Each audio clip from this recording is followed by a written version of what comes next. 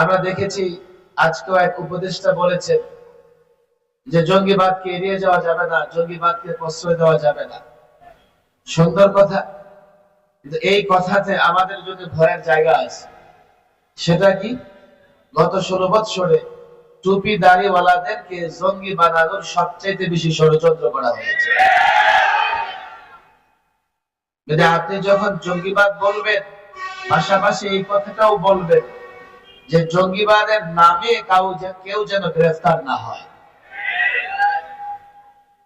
জিহাদের একটা সঠিক ব্যাখ্যা আমাদের ছাত্র সমাজ, আমাদের যুবকদের সামনে থাকা উচিত। দ্বিতীয় বিষয় নিয়ে কথা বলতে হবে, সংবিধান নিয়ে। আমার মনে হয় সংবিধান নিয়ে আলোচনা হয়েছে।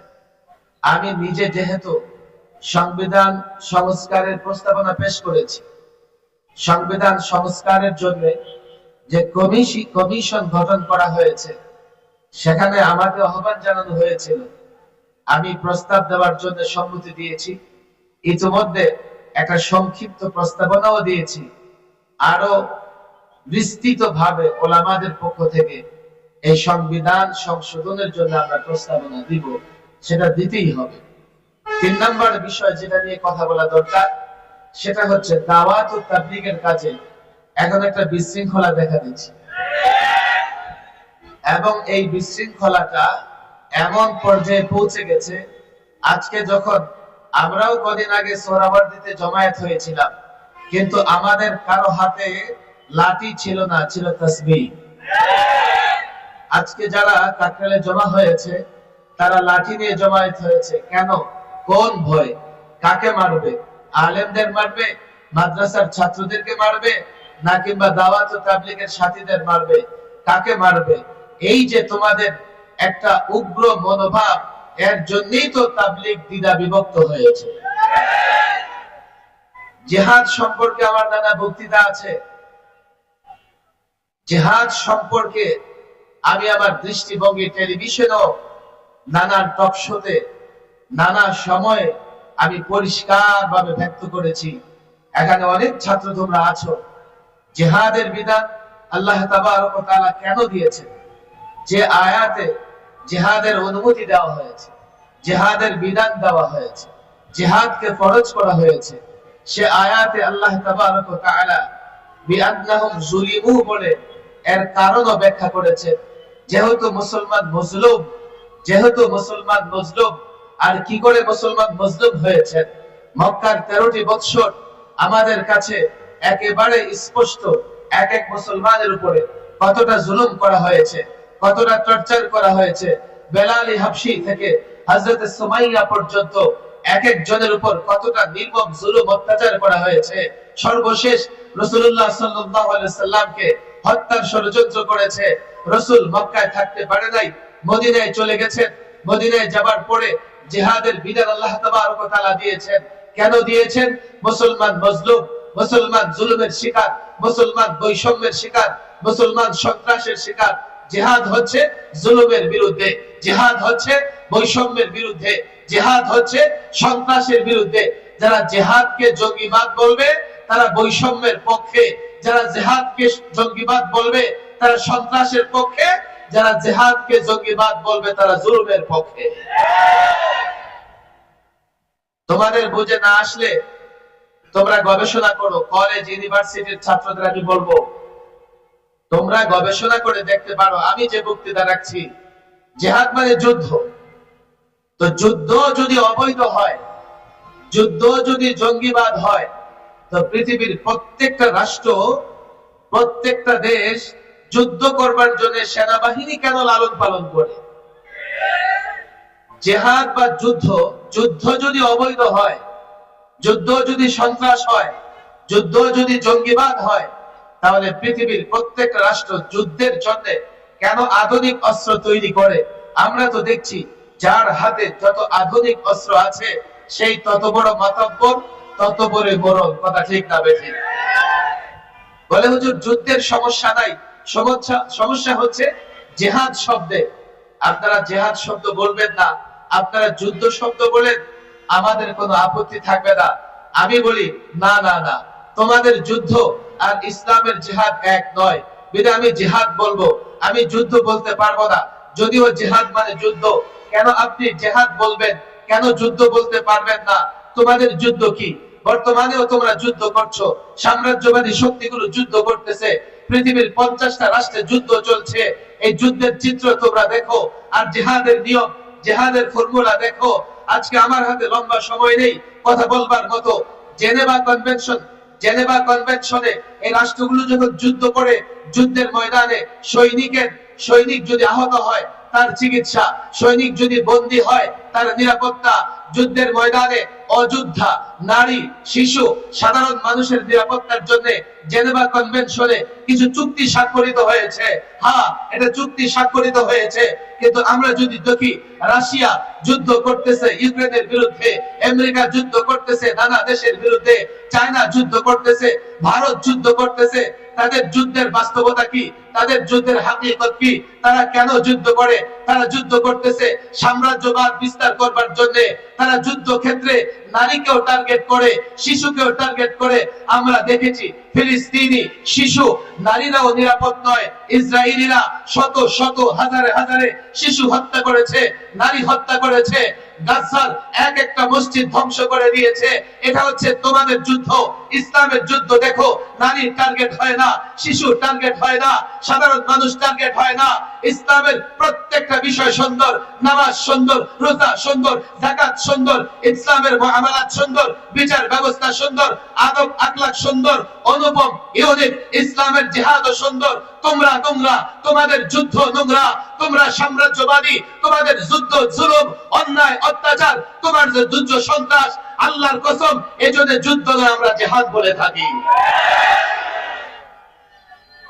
ছাত্র সমাজ বুঝবার চেষ্টা করো, এই জাতিকে যৌক্তিক জায়গা থেকে জিহাদ বোঝাতে হবে, না হলে তুমি জিহাদের কথা বলবে, এই জাতির যুবকরা তোমাকে জঙ্গিবাদ বলবে। জাতিকে যদি জিহাদ বুঝাতে না পারো, তুমি জিহাদের কথা বলবে, জাতি তোমাকে উগ্রবাদী বলবে। তুমি জিহাদের কথা বলবে, জাতি তোমাকে সাম্প্রদায়িক কথা বলবে। অথচ পশ্চিমারা জিহাদিস্ট নামে জিহাদের বিরুদ্ধে যে প্রপাগান্ডা চালায়, তারা মূলত প্রত্যেকটা মুসলমানের অন্তর থেকে যুদ্ধের আকাঙ্ক্ষা, জিহাদের আকাঙ্ক্ষাকে দূর করে দিতে চায়। কেন জানো?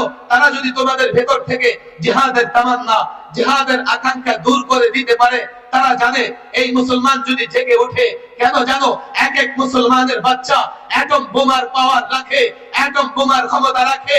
এই মুসলমান যুবক যদি জিহাদের ময়দানে এক আল্লাহর উপর ভরসা করে ঝাঁপিয়ে পড়ে, ইহুদিদের রাজত্ব থাকবে না, পৌত্তলিকদের রাজত্ব থাকবে না, খ্রিস্টানদের রাজত্ব থাকবে না, সাম্রাজ্যবাদীদের রাজত্ব থাকবে না। এজন্য তোমাকে দমন করবার জন্য, তোমার ভেতর থেকে জিহাদের জজবা খতম করার জন্য তোমাকে সন্ত্রাস বলে, তোমাকে জঙ্গিবাদ বলে, তোমাকে মৌলবাদ বলে, তোমাকে সাম্প্রদায়িক বলে দমন করতে চায়।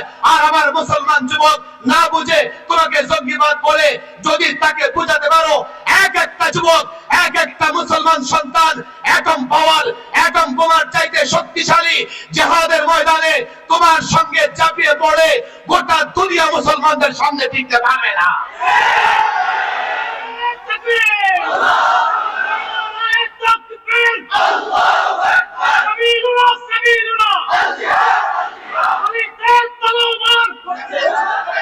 তারা বলবে কি, হুজুর জিহাদের নামে তো অনেক জায়গায় অনেক উল্টাপাল্টা কাজ হচ্ছে। আমি বললাম, জিহাদের নামে যদি কোথাও উল্টাপাল্টা কাজ হয়ে থাকে, যারা উল্টাপাল্টা কাজ করে তারা দায়ী। কথা ঠিক না বেঠিক? তুমি জিহাদিস্ট, জিহাদের কথা বললে তাহলে জঙ্গিবাদ কেন বলবা? উদাহরণ চাও, এক্সাম্পল চাও? পৃথিবীতে অনেক রাষ্ট্রপ্রধান গণতন্ত্রের কথা বলে স্বৈর শাসন চালু করেছে। এর একটাই যে পলাতক সরকার অনেক গণতন্ত্রের কথা বলেছে, কিন্তু 16 বছরে স্বৈর শাসন প্রতিষ্ঠার পরে এই দেশের জনগণের উপরে জুলুম ছাড়া আর কিছুই করে নাই। তোমরা সমাজতন্ত্রের কথা বলো, পৃথিবীতে অনেক রাষ্ট্রপ্রধান সমাজতন্ত্রের কথা বলে স্বৈর শাসন প্রতিষ্ঠা করেছে। কই, তোমরা তো গণতন্ত্রকে দোষারোপ করো না, তোমরা তো সমাজতন্ত্রকে দোষারোপ করো না। জিহাদের নামে যদি কেউ উল্টাপাল্টাও করে থাকে, জিহাদকে কেন দোষারোপ করো? জিহাদকে এই জন্যই দোষারোপ করো, তোমাদের মুখে পশ্চিমারা হাড্ডি দিয়ে রেখেছে। বাংলাদেশের সংবিধান সংস্কার করার দরকার আছে। বিশেষ করে এই ফ্যাসিস্ট সরকার 2011-তে সংবিধানকে এত কাটা ছেঁড়া করেছে, সংবিধান থেকে বিসমিল্লাহ তুলে দিয়েছে, সংবিধান থেকে আল্লাহর উপর আস্থা বিশ্বাস মুছে দিয়েছে, যার কারণে আল্লামা মুফতি আমিন রাহিমাহুল্লাহ এক বক্তৃতায় বলেছিলেন, যেই সংবিধান থেকে বিসমিল্লাহ তুলে দিয়েছে, যেই সংবিধান থেকে আল্লাহর উপর আস্থা বিশ্বাস তুলে দিয়েছে, সেই সংবিধানকে ডাস্টবিনে নিক্ষেপ করা হবে। আল্লামা মুফতি আমিন রাহিমাহুল্লাহর বিরুদ্ধে রাষ্ট্রদ্রোহ মামলা হয়েছে। কেন তিনি সংবিধান নিয়ে কথা বললেন? কেন তিনি সংবিধান নিয়ে কথা বললেন?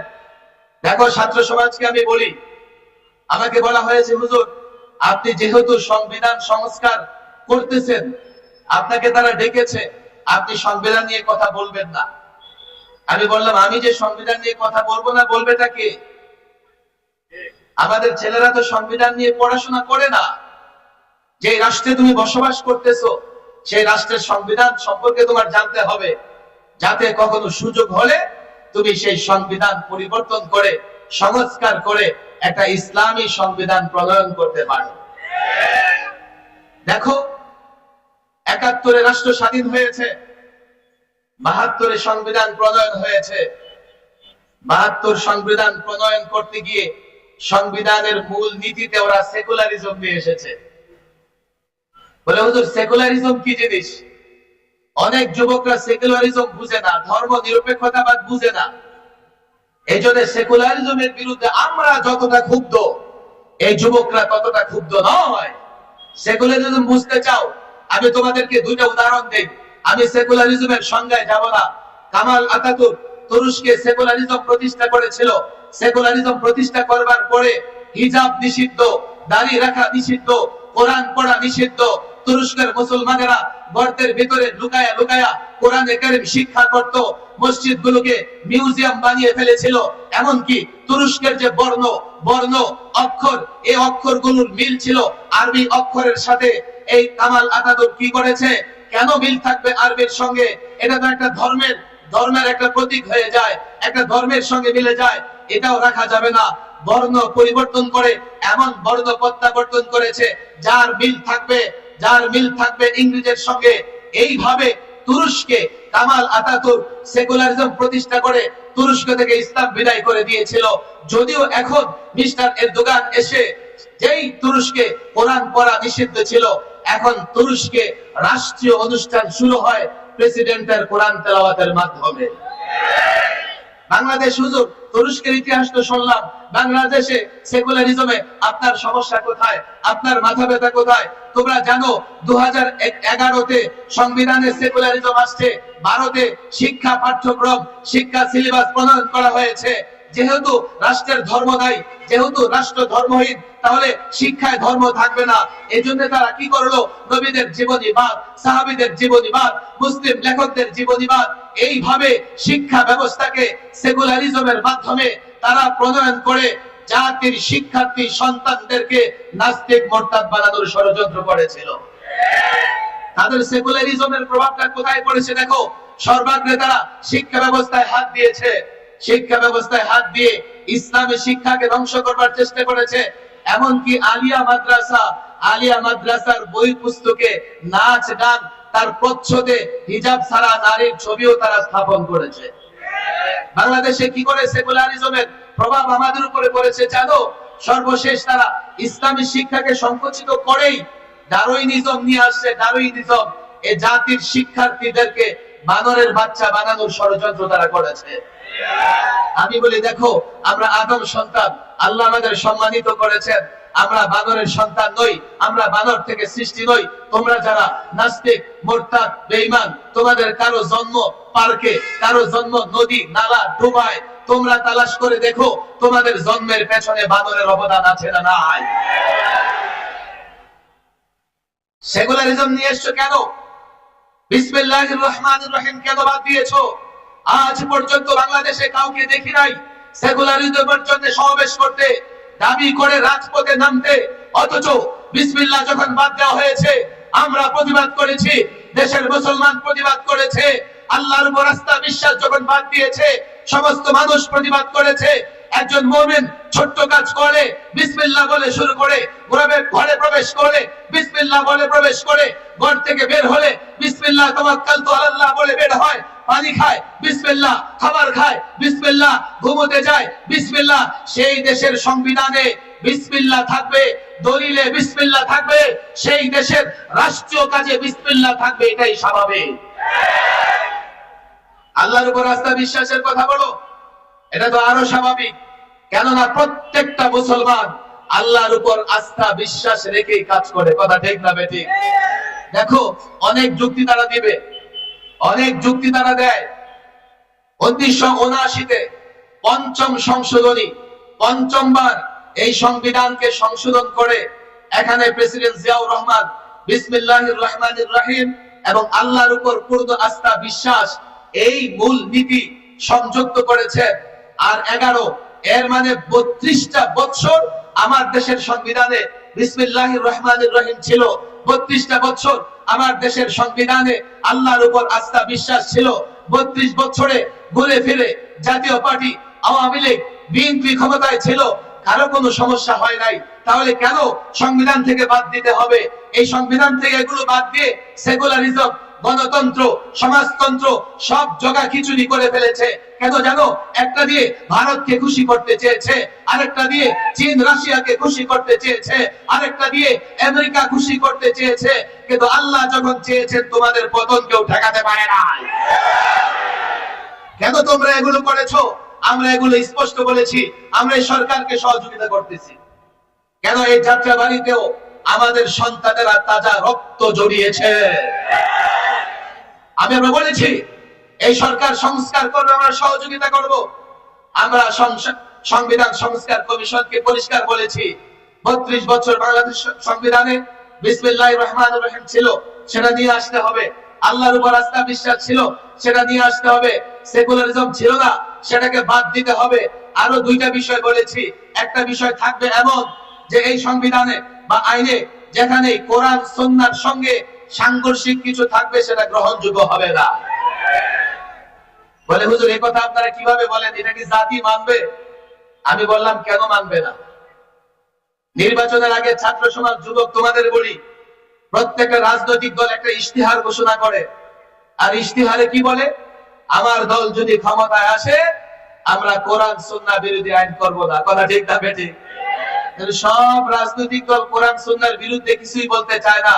তাহলে কোরআন সুন্নাহর সঙ্গে সাংঘর্ষিক সব বাদ যাবে, এই কথাই তো বাংলাদেশের সবাই একমত। আর যেই কথায় সবাই একমত সেটা কেন সংবিধানে আসবে না? আজকে সমস্যা কোথায়? সমস্যা কোথায় আমাকে বলো। সমস্যা নাই, পশ্চিমারা নারাজ হবে, রক্ত আমরা দিয়েছি, পশ্চিমারা রক্ত দেয় না। আরেকটা কথা আমি বলেছি, সর্বশেষ নবী, আজকে থাকবে নবুয়ত মহাসম্মেলন, সর্বশেষ নবী, সর্বশ্রেষ্ঠ নবী মুহাম্মদ সাল্লাল্লাহু আলাইহি সাল্লামকে নিয়ে কটূক্তি করলে এটা হবে সর্বোচ্চ অপরাধ। সর্বোচ্চ অপরাধ, তাকে সর্বোচ্চ শাস্তি দিতে হবে। আমি ছাত্র সমাজকে বলি, তাদেরকেও বলে এসেছি, তোমাদের বলে যাই। আমরা বলেছি দেখেন, আমরা যে দাবিগুলো জানাচ্ছি এটা সব রাজনৈতিক দল, কোন দল অস্বীকার করতে পারবে না, কোন মুসলমান অস্বীকার করতে পারবে না। যদি আপনারা মনে করেন না না না না আপনাদের এই কথায় জনতা একমত নয়, আপনাদের এই কথা জনতা মানবে না, কি চান? গণভোট দেবেন? দেন। গণপরিষদ গঠন করবেন? করেন। আর যদি মনে করেন না না না জনসমাবেশ, জনসমাগম দেখতে চাই, দেখতে চাই কতজন মানুষ বিসমিল্লাহ চায়, দেখতে চাই কতজন মানুষ আল্লাহর উপর আস্থা বিশ্বাস ফিরিয়ে আনতে চায়, আমি তাদেরকে বলেছি, তোমাদের বলে যাই, এটা রাজনৈতিক ইস্যু নয়, দলীয় ইস্যু নয়, মাদ্রাসা মসজিদের ইস্যু নয়, এদেশের 16 কোটি জনতার ইস্যু। আমি আবারও বলি, মিডিয়ার সামনে বলি, এই বিষয়গুলোর পক্ষে আপনারা যদি জনমত চান, আপনাদের আমরা সহযোগিতা করছি, সহযোগিতা করব, নিঃস্বার্থ সহযোগিতা করব। আমরা উপদেষ্টা হতে চাই না, আমরা কোনো পদ পদবি চাই না, আমরা সহযোগিতা করছি। রাষ্ট্র মেরামত করবেন, আমরা সহযোগিতা করতেছি। রাষ্ট্র সংস্কার করবেন। যদি মনে করেন আমাদের মতামতের পক্ষে লোকজন জড়ো করা দরকার, সমাগম ঘটাবার দরকার, জনসমাবেশ ঘটাবার দরকার, আমি পরিষ্কার বলি, তোমাদের বলে যেতে চাই, টেকনাফ থেকে তেতুলিয়া, রূপসা থেকে পাথরিয়া, বাংলাদেশের যে কোনো জায়গায় যদি বড় ভাষার চড়ে, সেন্ট মার্টিনে, উত্তরবঙ্গে, দক্ষিণবঙ্গে, যেখানে তোমরা বলো না কেন, আল্লাহর কসম আমাদের এই দাবির পক্ষে কমপক্ষে 1 লক্ষ মুসলমান, কমপক্ষে 1 কোটি মুসলমান জমায়েত হবে, জমায়েত হবে।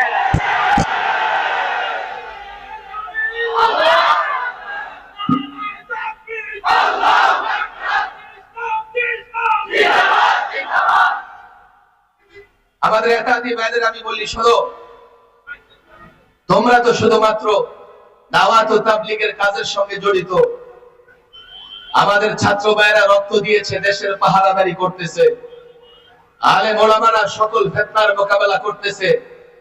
তোমরা আলেম ওলামাদের বিরুদ্ধে যেও না, আলেম ওলামাদের অনুসরণ করো, আলেম ওলামাদের সাথে থাকো। তারা বলবে কি, হুজুর না না, আমাদের সঙ্গে আলেম ওলামা আছে। আয়াত তোমরা শুনেছো, আতিউল্লাহ ওয়া আতিউর রাসূল ওয়া উলিল আমরি মিনকুম। আল্লাহর দাসত্ব গোলামি করো, রাসূলুল্লাহর অনুসরণ করো। আর উলুল আমর, আব্দুল্লাহ ইবনে আব্বাস সহ অনেক মুফাসসির বলেছেন, এর দ্বারা উদ্দেশ্য উলামা, ফুকাহা। আল্লাহ বলেছেন উলামা ফুকাহাদের অনুসরণ করো। আর তোমরা বলো আমাদের সঙ্গে আলেম আছে। আরে আলেমের যদি অনুসরণ করো, আলেমের মেমোরি কার্ডে কোরআন আছে, সুন্নাহ আছে, তোমরা আলেমের অনুসরণ করলে আলেমের সঙ্গে তোমরাও সিরাতে মুস্তাকিমে থাকবে। তোমাদের মাথায় কি আছে যে আলেম তোমাদের সঙ্গে আছে, নিজেও ভ্রষ্ট, তোমরাও ভ্রষ্ট। পরিষ্কার বলি, তোমাদের সঙ্গে মারামারি করার সুযোগই তো আমাদের নাই, সময়ই তো নাই। আমরা এই দেশের মানুষের ঈমান হেফাজতের জন্য কাজ করতেছি। তোমাদের কাছে আমাদের দাবি, তোমরা আলেমদের সঙ্গে থাকো, তাহলে দাওয়াত ও তাবলীগের মেহনত সঠিকভাবে চলবে। আলেমদের ছাড়া বলে আমরা তো মানি, দিল্লির এক মাওলানা সাদ সাহেবকে মানি। আরে দিল্লির সাদ সাহেবকে যদি আলেম হিসেবে মানো, তো বাংলাদেশের লাখো আলেমকে মানতে তোমাদের সমস্যা কোথায়? যদি বলো না বিচার চাই, বিচার মানবো, বিচার চাই, আমরা জবরদস্তি করতে চাই না, তাহলে কাকরাইলের মাদ্রাসার মুরব্বী জুবায়ের সাহেব, মাদ্রাসার মুতাওয়াল্লি জুবায়ের সাহেব, প্রতিষ্ঠানের মুতাওয়াল্লি যিনি, তার কথাই তো গ্রহণযোগ্য হয়। তোমরা তার কথা কেন মানছো না? যদি বলো যে তার উপর আস্থা বিশ্বাস নাই, তাহলে এখানে আসো, কাকরাইলে ফয়সাল, আমিরে ফয়সাল যে শুরায় পরিচালিত হয়, সেখানে 6 ব্যক্তি ফয়সালা দিয়ে থাকেন। যদিও 6 ব্যক্তি, এখন 5 ব্যক্তি আছে। 3 দিন আগে একজনের ইন্তেকাল হয়ে গেছে, নাসিম সাহেব, এতাতিদের লিডার, আল্লাহ তাকে মাফ করে দেন। এখন আছে মাত্র ওয়াসিফ সাহেব, আর তার এগেনিস্টে 4 জন। তো যেদিকে 4 জন, ফয়সালা তো সেদিকে হবে। ফয়সালা তোমাদের একজনের পক্ষে কেন হবে? তোমরা যদি বিচার চাও, ইনসাফ চাও, তাহলে তো তোমাদের আলেমদের সঙ্গে মিলেমিশে কাজ করা লাগে। কিন্তু যদি মনে করো না না না, বিচার মানি, তবে তালগাছটা আমার, এটা তো আমরা মানতে পারবো না, এটা উলামা ইকরাম মানবে না। আমার ভয় হয়, আমি সোনার দিতেও বলেছি, এইভাবে যদি তোমরা আলেমদের বাইরে চলতে থাকো, আলাদা মসজিদ বানাও, আলাদা মাদ্রাসা বানাও, একটা সময় আলেমরা যখন ফতোয়া দিয়ে দিবে, তাদের মাদ্রাসায় যাওয়া যাবে না, তাদের মসজিদে যাওয়া যাবে না। তো কাদিয়ানি যেভাবে মুসলমান থেকে বিচ্ছিন্ন হয়ে গেছে, তোমরাও সেইভাবে বিচ্ছিন্ন হয়ে যাবে। তোমরা আমাদের ভাই, তোমাদের হাতে পায়ে ধরি। দাওয়াত ও তাবলীগের কাজ, এটা ইসলামের কাজ। ইসলাম বুঝে উলামা ইকরাম, উলামা ইকরামের সঙ্গে থাকো, তাদের সঙ্গে থেকে দাওয়াত ও তাবলীগের কাজ করো। আমি মনে করি এই ফিতনা দূর হয়ে যাবে। পারলে তোমাদের লিডারকে বলে দাও, সাদ সাহেব আপনি চাইলে এক মুহূর্তে এই সমস্যার সমাধান দিতে পারেন। মৌলভী সাদ সাহেব যদি এতটুকু বলে, আমার ইমারত দরকার নাই, আমি আলমী শুরা পৃথিবীর আলেমদের হাতে এই দায়িত্ব দিলাম, ওনারা যাকে খুশি আমির বানাক, ওনারা মজলিসে শুরা করে চালাক।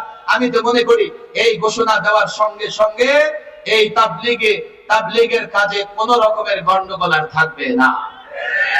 বলে গেলাম, যদি কোনো একাধি ভাই থাকো, তোমাদের কাছে হাত জোর করে বলে যাই, ওলামাদের বিরোধিতা করো না, ছাত্র সমাজকে বলি, দেখো এখন জাতি তোমাদের কাছে বড় ভরসা রাখে, তোমরা জাতিকে নেতৃত্ব দেওয়ার মতো যোগ্যতা অর্জন করো। সংবিধান প্রণয়ন থেকে শুরু করে প্রত্যেকটা আইন কিভাবে জাতির কল্যাণে প্রণয়ন করা যাবে সেই ফিকিরও তোমরা করো।